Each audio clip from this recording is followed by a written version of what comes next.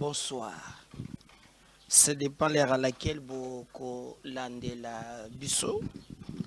Merci na confiance, na fidélité. Oyo bozali kopesa MKBZ officiel pour na kopesa bino information na temps réel. Bozali ebele na ba téléphone na bino, na ba tablette, na ba écran. Bozame ba musu na métro bozolanda. Vous allez belé. Pourquoi? Parce que vous allez sur conscience. Vous avez dit que adresse et information sans déformer CMKBZ officiel. À former les athées. À c'est l'information au vrai sens du mot. Toluka kasku, to tretaka, puis to diffusaka yango. Ganabino, c'est un contrat de vérité, c'est un contrat yakosale la bino musala, c'est un contrat yako informer bino sans confusion, sans complaisance ni faut rien. Tolobaka MKBZ officiel zalaka mungongo na yo isika yo koki peut-être kolobati yango to bien que la voix des sans voix. Oui. Donc n'hésitez même pas de nous contacter, yo zana dossier, yo zana marchandises. Regardez comment notre chaîne, les autres qui sont avec beaucoup de vitesse, tu peux nous contacter. Oui. Et là, on a eu Kotalema. Puis, Koyebana. Merci na bande nyonso bozali na ba continent nyonso. Merci na l'avocate de la diaspora Maria. Merci na Martha. Merci na Henriette. Merci na honorable Moutala na Jean-Claude. Na Simon Mayasi. Merci na Santos. Merci en tout cas Boza Ebele. Bao sona bandi ko tanga bino en tout cas ba to musuba ba ko ko mutema passe. Mais merci. Votre amour me donne la force de me réveiller chaque matin, de vous informer. Bolingo na bino il est qui mutema mabe na bino boleki ebele. Votre amour il est qui mounene que méchanceté na bango. C'est pourquoi quand je vous suis, quand je vois, je me dis, je ne peux jamais me laisser dominer par le mal. Mais moi au contraire, je dominerai le mal par le bien. Commencez à partager cette émission. Otolingito Banda, lien na ba groupe. Si tu ne l'as pas fait, yo vérifier ceux qui aux anano abonnés kende d'abord au s'abonner. Le Gonazo Sengo Alibosui, pardon, abonnez-vous. Ou qui peut partager d'ailleurs, na bande comme partager na bango, et que ça l'abisso très bien. Donc, na groupe WhatsApp, na Facebook, on me peut ambassadeur, top ambassadrice, donc aux liens émission, tindele montomosus à s'abonner à travers yo. D'abord, dans quelques grandes lignes d'actualité, il faut retenir que le Premier ministre a présenté ce lundi les projets du budget 2023 chiffrés à plus de 10 milliards. Donc, le Premier ministre a aussi présenté un ensemble projet à budget et Mati, donc et comme il y a 10 milliards. Contrairement à ya Pepe Lukamba, alors sur tout le budget passé, na budget Oyo, nous avons au moins soit un taux d'accroissement de 41,8%. Donc budget passé, na budget Oyo, taux d'accroissement il y a 41,8%. Donc il faut saluer le budget Oyo quand même et Mati grâce na ba correctif budgétaire automonique comme discipline moko en matière de gestion. Donc depuis IGF Ezali, Mbongo Ezokomata, Mbongo Ali Kokota, et on a estimé d'ailleurs que le budget n'a besoin de 10 milliards. Bon, je veux seulement préciser que le budget, c'est la Mbongo mon côté, c'est la naturel, le budget 10 milliards, pardon, c'est la Mbongo et Sengeleki, l'État a qu'un kozwa. En prévision de prévisions budgétaires. Donc c'est pas Mbongo, c'est la quelque part, non. Mais le budget à 10 milliards. Mais au moins, vous allez avancer par rapport à budget, il y a fait ces cash, taux d'accroissement il y a 41,8%. Ça il faut saluer et yango. Donc nous pensons que musala oyo IGF azali kosala eza musala moko malamu ki le Congolais nyonso en tout cas et puis de bonne volonté sengeli accompagner biso. Pambate, vous savez que même du temps de Kabila bokomiko tia monoko kwa lela oyo ezalaki ki natana bango babandaki koyiba 15 milliards selon les études faites dans le Zolo Bambi, ceux qui bakangi madusu nyonso wana mbongo ekotaka na poche ya miyibi ezali 15 milliards de dollars. 15 milliards o bayibaka. Mais au lelo tozo matamuke muke kokanga pe miyibi c'est tout un processus. Il faut que tu aies ba brigade wana ya fraude, il faut que dépendre 5 pe ba moyens consort. Mais en dehors il y a budget à 10 milliards oyo, il y a aussi ce qu'on appelle les appuis budgétaires. Oyo Kalibanda par les institutions de Bretton Woods. Alors, pour être ces institutions-là, il y a Bretton Woods, Bapé Sabino, prêt, hein, oyo koko appuyer ba budget nabino, ba dépenda kapé na bonne gouvernance na ndenge ya kati. Ce qui bozali mboka oyo bozali koyiba musolo mingi, boye ba ke bokozwa musolo wana te.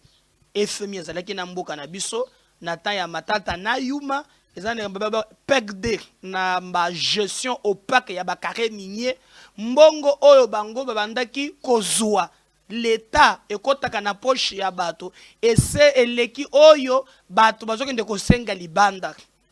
Alors batiaki itie basengaki biso tomeka kobongisa gestion na biso bokomi oyo toza souverain jusqu'à ce que FMI elongwaka na mboko na biso bakata programme na biso po na moyibi elekaki mwa mingi.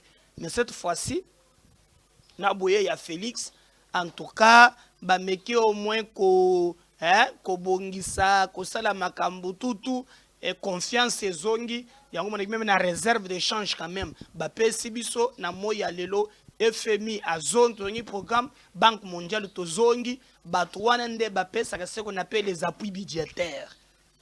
Donc avec un taux d'accroissement de 41,8%, 10 milliards, nous pensons quand même que ça va. Mais dans le cas, dans le 10 milliards, nous avons 375 millions de dollars alloués aux élections dans le budget de 2022, compris le recensement.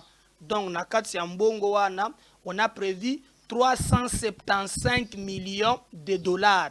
Kaka pour le budget à 2022 pour na kopesa makambu ya ba élection. Mais ba débat moko bimaki ya wana ba réseaux sociaux na ba économistes ba réseaux sociaux. Tozo mona mbongo te élection kozala te, il y a 375 millions na budget oyo ba pesi kaka pour na makambu ya élection, y compris même na rubrique ya makambo ya enrôlement. C'est que le train des élections est en marche. Hein?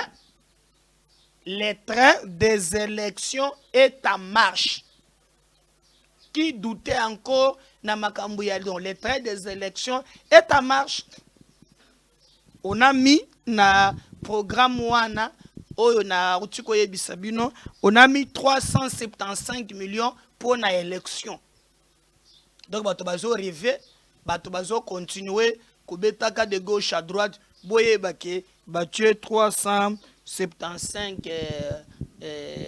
millions pour l'élection. Mais aussi, il y a bakwak. Bakwak eza ebele. Parce que na budget wana, moi, dans mes émissions, je prends les côtés positifs. Il faut accompagner les institutions. Mais ce qui kokoso ezali, nazali atala côté, je vais avec mon analyse, kotali sake awa kokoso ezali. Parce que ce qui a tué ces pays, c'est le fanatisme et le clientélisme. Kolinga président, eza kaka koyebisa ye te makambo ezo sepelisa ye te.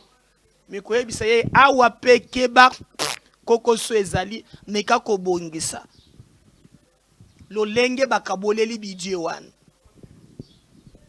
eza pasi lolenge ba répartition bokota la montant oyo par exemple bapesi na armée oyo bapesi na éducation. Oui, mais ce qui est vrai c'est que non, ce qui aujourd'hui enseignement la fois c'était dans les 11 comme ça, cette fois-ci c'est à 16, mais elles ont insignifiant. Au comment que budget na finance bango moko ba mipesi par des lions. Et les calculs au basali ezali que les institutions en elles-mêmes yali ko consommer 75% ya budget wan. Donc ba institution ko consommer mbongo et belé en pleine après Covid. Je crois que partout au monde via train de via institution, il faut équitable. Ata tozo saluer que non, budget est mati 10 milliards, to saluer 375 millions alloué déjà pour na budget pour na élection, to dit que saluer yango, mais aussi en même temps to dit que lo bayete le lenge répartition et salami eza malamuté. Nous reconnaissons que par exemple que l'Assemblée nationale, c'est l'autorité budgétaire. Bana makoki, na niveau y'assemblée wana, le lengeni ne bakoki ko corriger. Non, non, non, non, eux les qui est belé, totia ao. Eux les qui totia ao. On nous parle na fait s'il y a 3 pour kaka ndeba pesi na makambo etali armée. Mais un pays toza na état de siège. Toza na makambo yo, balobi makambo ya guerre. Si seulement si, exact que un état de siège. Et c'est ngeli kotia moyen n'armée. Donc, les cas qui pèsent vraiment, et zalaki malamouté, je crois qu'il faut pas corriger peu 10 milliards, oui, et bien, mais le lenge bakaboleli, ils ont donné à CPL, na tchède bino moi, interview moko ya Jean-Marc Kabound boka audio wana otozweli bino comment il pas réagir na monaki que azalaki na même point de vue que Nabiso revient juste après.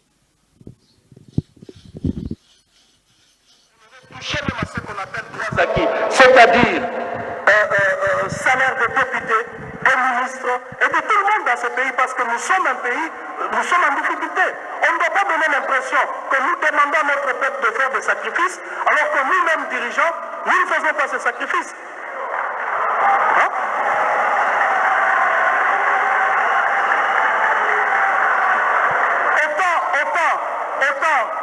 Autant tout le monde fait le sacrifice, nous demandons au peuple de faire le sacrifice, nous devons prêcher par l'exemple. Nous devons accepter qu'aujourd'hui, certains ministres touchés hier soient divisés par deux. Nous devons accepter que certains députés touchés hier soient divisés par deux.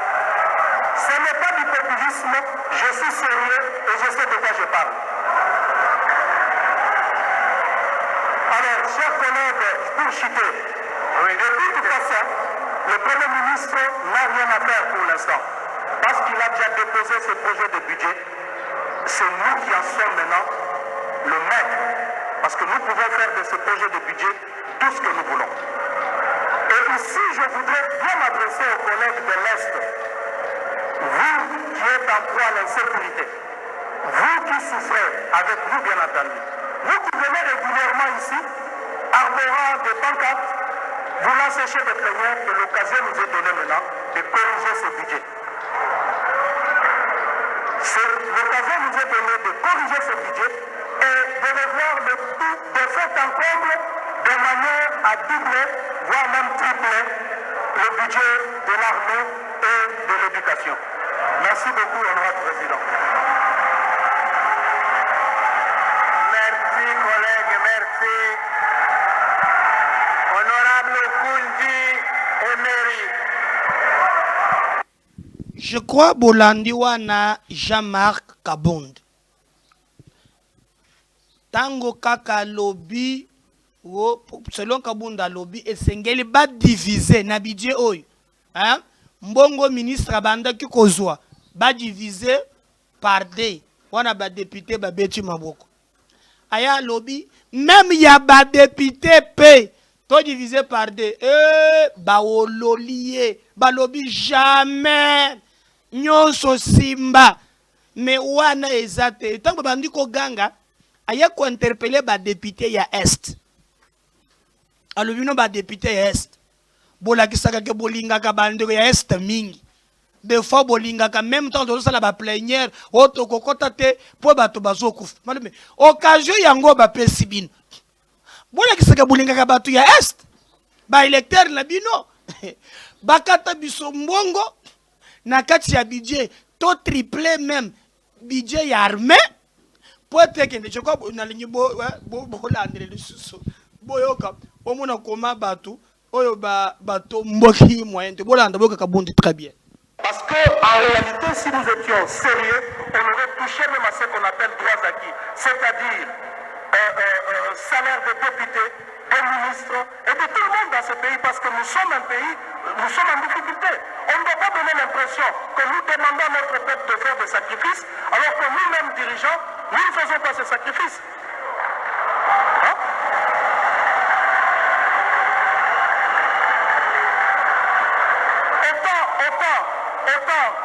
Autant tout le monde fait le sacrifice, nous demandons au peuple de faire le sacrifice, nous devons prêcher par l'exemple. Nous devons accepter qu'aujourd'hui, certains ministres touchés hier soient divisés par deux. Nous devons accepter que certains députés touchés hier soient divisés par deux. Ce n'est pas du populisme, je suis sérieux et je sais de quoi je parle.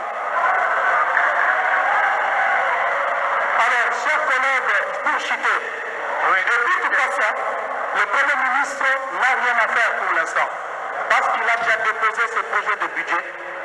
C'est nous qui en sommes maintenant le maître, parce que nous pouvons faire de ce projet de budget tout ce que nous voulons. Et ici, je voudrais bien m'adresser aux collègues de l'Est, vous qui êtes en proie à l'insécurité, vous qui souffrez avec nous bien entendu, vous qui venez régulièrement ici, arborant des pancartes, voulant sécher des plénières, que l'occasion nous est donnée maintenant de corriger ce budget.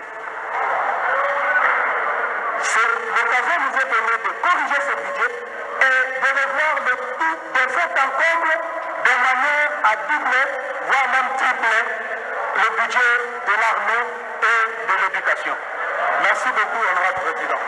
Je crois wana Bolande proposition il y a Jean-Marc Kabound, ce que lui pense na makambo oyo etali il y a budget, je crois que il a totalement soutien nangai tozali ko kabola na ye makanisi presque ndenge moko tokanisi ke budget oyo ezoya en tout cas et ko corriger moi makambo ebele parce que bambeba eleki mingi ya mingi, nous voulons quand même que tout le monde clair na makambo oyo ezali koloba. Alors, la Cour constitutionnelle se déclare incompétent de juger Matata Mponyo et les deux autres accusés.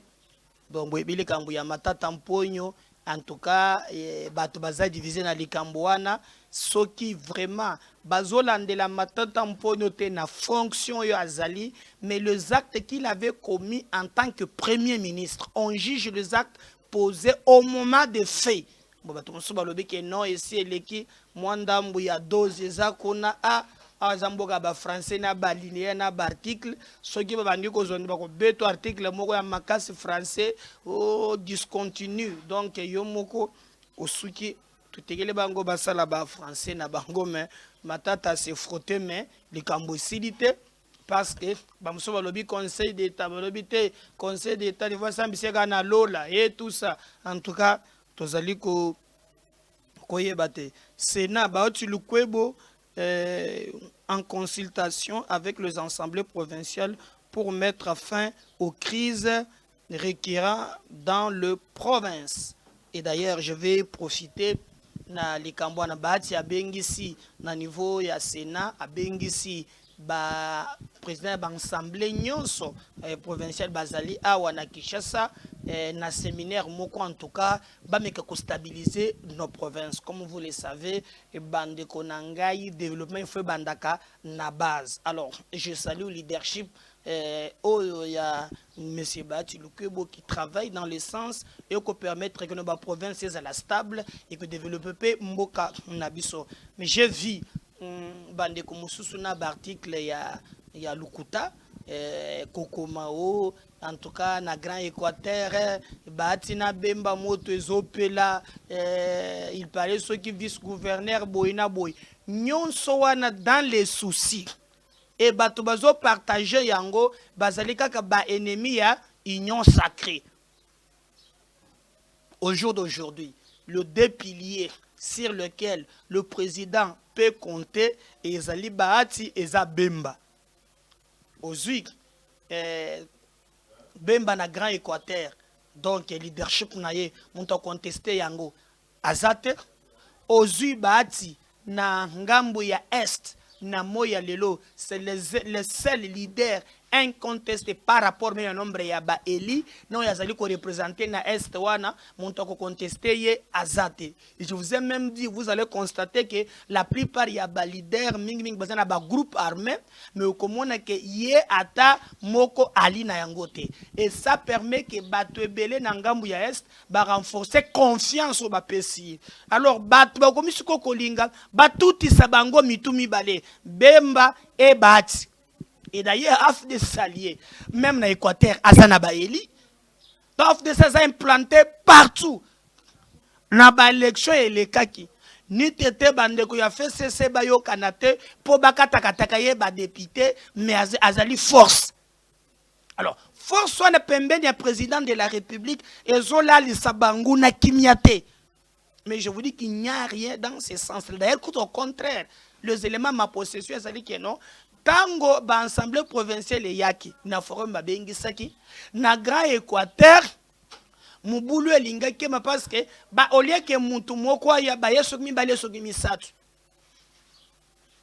mais ba yebisinga na sagesse oyo bureau parce que ce n'est pas seulement l'individu ba dit mais bureau étrange ba trouver qui problème moko eza résolu. Il n'y a eu aucun problème et il n'y en aura pas. Donc les bruits au bazali ko partager wana bazali ba ennemi oyo bazali ko luka ba déstabiliser union sacrée. Donc il n'y a absolument rien entre Bahati, entre Bemba o bazali ba détracteur bazali ko luka vraiment comment bousculer. Parce que pour le moment, pour Nabango, ceux qui ont n'ingisi Bahati, ont n'ingisi Est, aux Zingisi Mbemba, aux Grand Équateur, Ouest, Makambo Mususu, comment tout Sabango, mon tout déstabilisé, Félix Tshisekedi. Et le président de la République doit veiller aussi sur ça. C'est pourquoi Tolobaki, il était grand temps que Mbalamoko va organiser méga plateforme Tobengi Union Sacrée et elle a organisé, coordonné, en fait que Makambo et les cas très bien. Donc il n'y a aucun problème. Je vais répondre à Batuna Kinga Mutuna wana. Problème à mon côté. Ezali na likambo wana au bozoyoka de gauche à droite. Ezali ba intox, ezali manipulation. Je vous dis bien, il n'y a aucun problème. Alors aucun problème. Voilà. Tous allez continuer. Le président de la République inaugure ce mardi la nouvelle amphithéâtre de l'inspection générale des finances. Le président Zalaki Kona, Najila Lingeti, va inaugurer le Koana vraiment Zalaki bien, lutte contre l'impunité et le cheval de bataille pour la bonne gouvernance. Le président Ituri, la police annonce le déploiement des nouvelles troupes pour le tas de siège. Ça aussi c'est très important. Tozo zelango na motema mobimba tomona koma bakoki ko sala parce que état de siège oyo ezali vraiment très important. Mais bande konangai, je vais vous laisser suivre élément moko je crois Israël a outi kuna azali ko expliquer si bomona katoza na Kinshasa na yebisa kabino que zana ba politicien belé bazana ba groupe armé ezana bato belé soki armé a sali exploit ba communiquer kate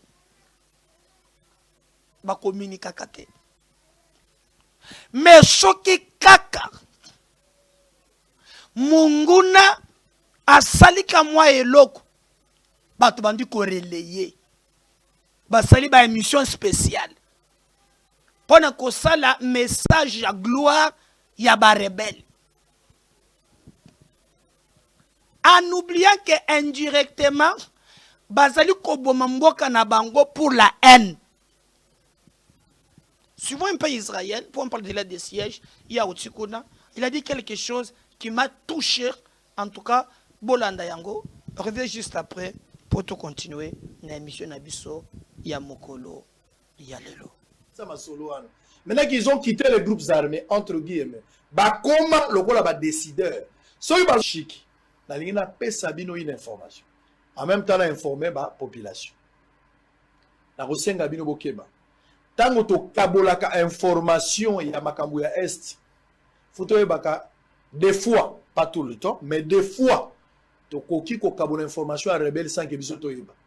Je suis allé découvrir na Bunia que ba rebelle bazan a plus de 500 groupes ya WhatsApp. Plus de 500 groupes ya WhatsApp au ba rebelle bazo jeng. Tamso ba kotisa yo, tamso ba kotisa nga, tamso ba kotisa nde. Sans que biso to yeba. To boya pe ko quitter, to mona ngo groupe normal, to tikala na kati to yamba pe ba message. Ils ont un mode opératoire. Soki ba bomi batu, to ba attaquer un village. Parce que to bazo attaquer yo kozana na filmer. Soki ba attaquer nga na filmer, ya filmer. Et même ils attaquent, ils filment, ils prennent des photos. Ils envoient ça dans ba groupe au bango bazanango pour que ba groupe ça la relais sans que ngano to yeba provenance information outil pas ya rebelle. Et là on monsieur ezali basala ka tango abomi à mettre en feu banda nyoso wana.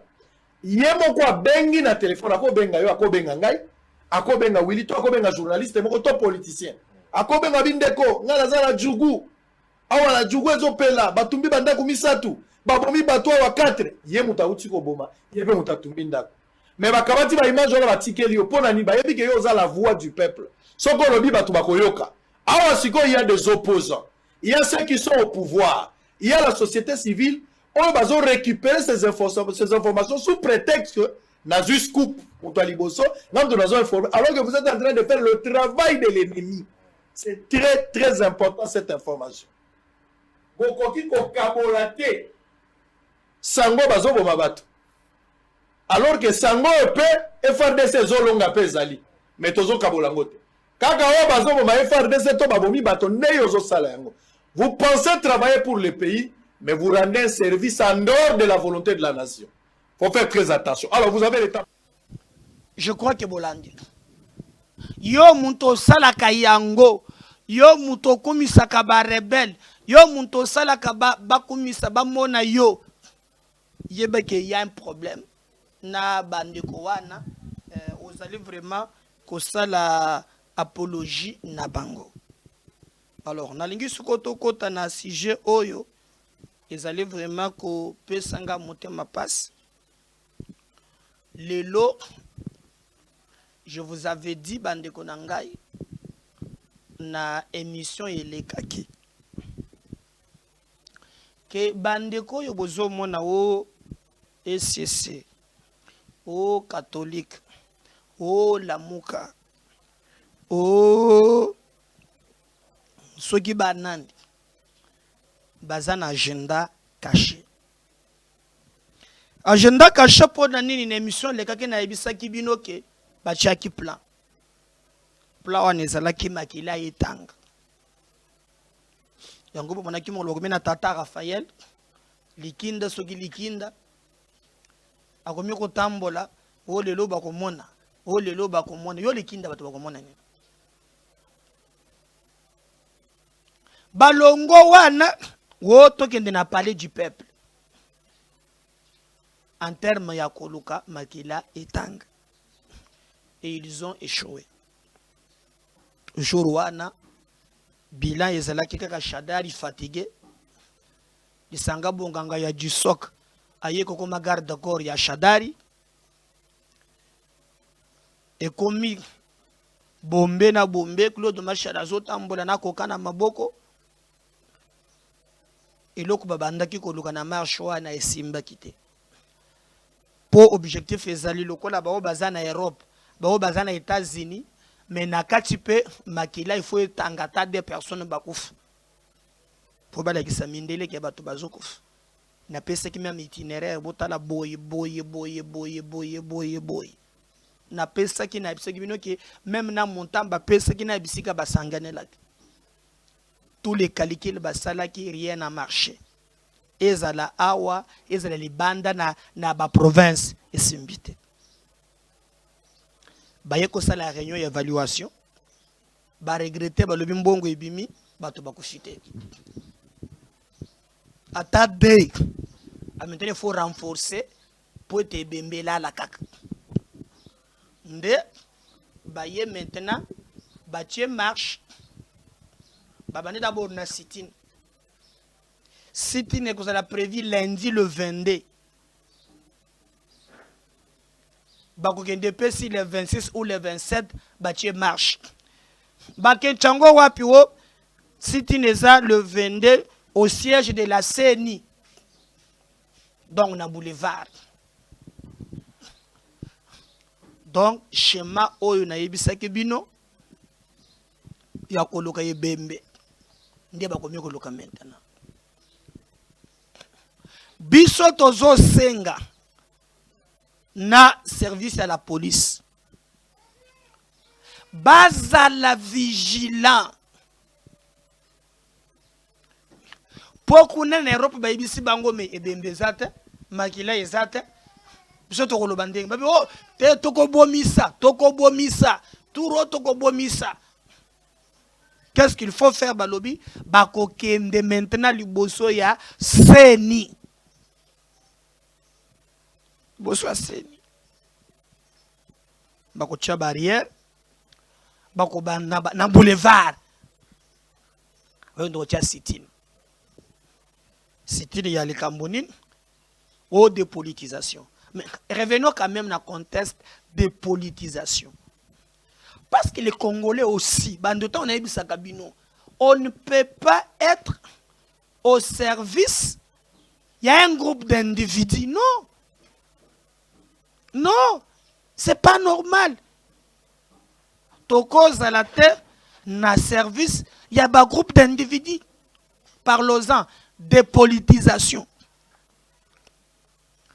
Na CENI actuel fonction ba dépolitiser ça ya président ya CENI fonction moko kaka ba pisi ngo ba confession religieuse tala ndenge boti mindondo nyonso oyo. Qu'est-ce qu'on entend par la dépolitisation?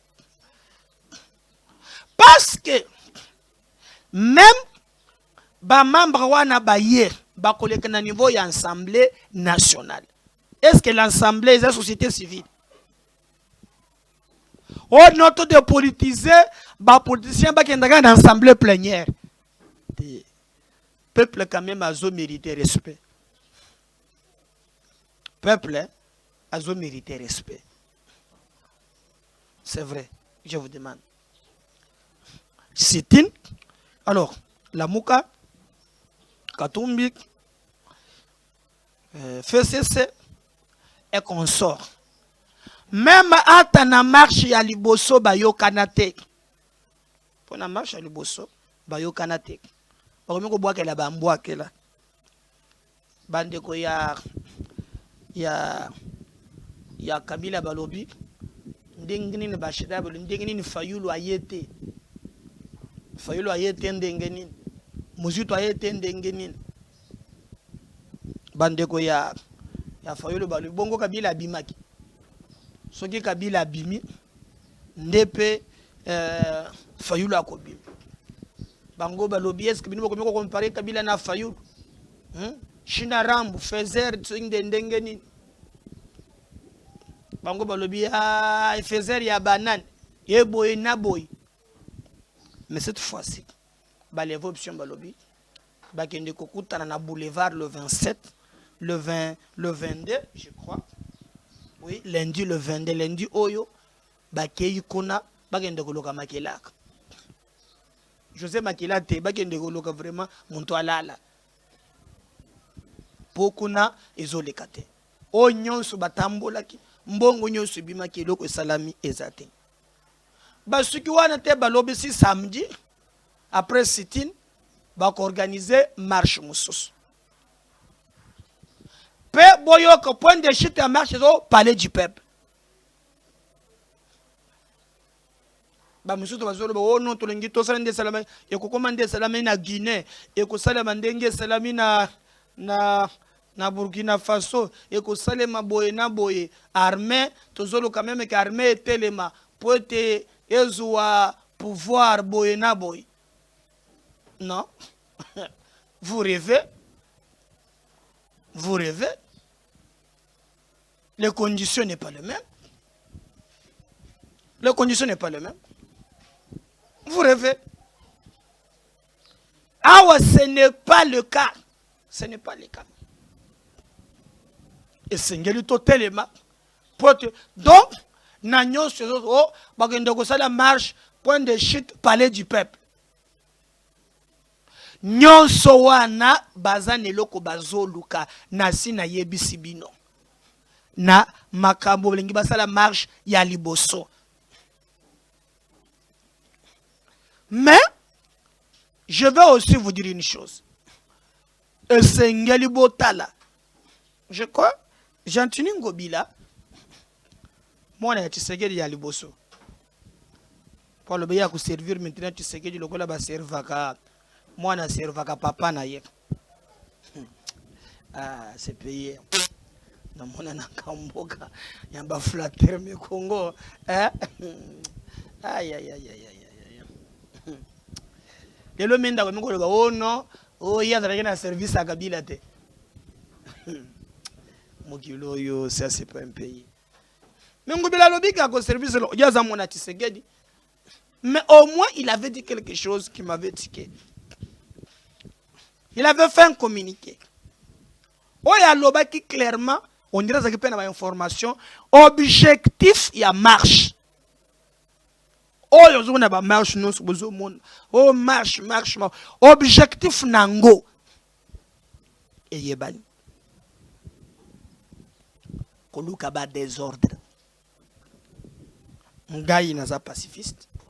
Ngai na bundela makambo ya bitumba oyo ya ba marche. Moi je connais comment tout ça la marche na ko pekisa te. Mais oyo tokomi ko tambola na banguna ya Congo. Kombo FCC. Babomi ya Shebeya. Babomi. Tokotani na bango boto solola. Tokomi ko pesa passe. Et moi je pense que ceux qui total pensa vraiment le lenge makambo ezoleka yango sur gauche. Oui, ango sur gauche. Babomi le bakomi ba mi santuisa. Mais moi na Tshisekedi Jean-Tini Ngobila Alobaki makambo. Je vais vous rappeler na vidéo wana tolanda na ce qu'il avait dit na makambo ezoleka maintenant. Na lobela bino po ete boye batina nini ya marche. Marche wana ezali kaka na motif moko. Ezali po ete mobulu esala mboka tata mokonzi atia gouvernement union nationale bango pe bakota na gouvernement bakoma ba ministre ba mususu ba luka poste ya premier ministre pour être toke na transition.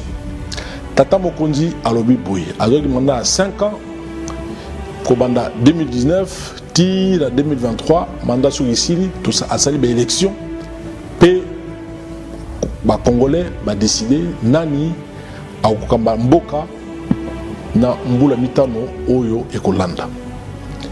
Aboyi likambo ya transition alobi tokende na ba élection ba politicien baza kobanga ba élection ba politicien mingi ya opposition nde baza na baza kobanga ba élection po ba yuki soto komi na ba élection baza na eloko ba proposer na population ezalité ya wana baza kobanda ko manipuler surtout ba jeune baza kotinda bango basaka mobulu na mboka lobby marche ekozala marche ya Namuka, marche ya FCC, marche ya bato ya opposition. Stratégie na bango tosi toyebi. Tolingi kimia ezala na kati ya Kinshasa. Toboyi mobulu. Bana Kinshasa baboyi mobulu. Tata, mama, elenge, mwana, mbanda andi makamoninga na mbanda te. mingi bazali wana baza ko pratiquer politique ya haute toi que je m'y mette yo longwa wana ngai nakoma esika wana politique oyo tosalaka tolandaka obele démocratie oyo bamindele basala mpe biso toza kolanda par mimétisme depuis bamarche bana na kati ya Congo utamana bamarche ya politique eyaki ya Tchitchi mais ya Tchitchi ya la différence azalaki soki asali marche na ye amemi na bana na ye. Voilà, je crois que Bolandimon Tshisekedi, j'entends à les yeux comprendre l'objectif de marche. Mais il y a une marche. Marche, balobi que ça contre la dictature. Mais, bande konangai, balobi que non, marche contre la dictature. Nakata dictature, marche autorisée. Hein? La dictature, non? Bah, autorisée marche. D. Marche sécurisée et encadrée par la police et service du dictateur. Donc, dictateur autorisé marche. Après Sibino, la police. Hein? Oh, yozali yamboka et encadré bino marche. Yamisato. Marche botamboli bo melimili ki na ba android na ba veste na ba cravate ata gaz et bétité et pas dictateur. Marche à dictateur.